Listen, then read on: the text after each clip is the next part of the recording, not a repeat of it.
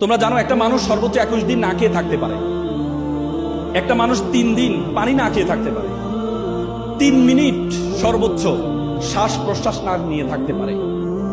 আমরা প্রতিদিন 30 থেকে 35 হাজার বার শ্বাস প্রশ্বাস গ্রহণ করে থাকি, প্রতি মিনিটে 6 থেকে 7 লিটার অক্সিজেন গ্রহণ করে থাকি, প্রতিদিন প্রায় 10 থেকে 12 হাজার লিটার অক্সিজেন গ্রহণ করে থাকি।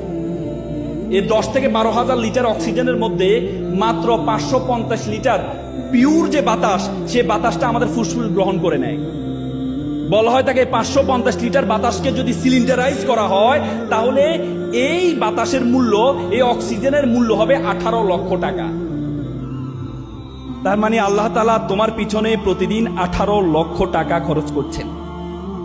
কত লক্ষ টাকা? 18 লক্ষ টাকা।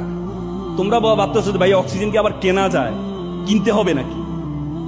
করোনা এসেছেও দেখো নাই তোমরা অক্সিজেনের কি হয়েছে, সংকট হয়েছে দিল্লিতে। দিল্লির বায়ু এত দূষণ, দিল্লির মানুষ অফিস শেষ করে প্রতিদিন একটা অক্সিজেন বার আছে, সে অক্সিজেন বারে গিয়ে 1000 রুপি দিয়ে 1 ঘন্টা বাতাস, পিওর বাতাস গ্রহণ করে তারপরে বাসায় যায়।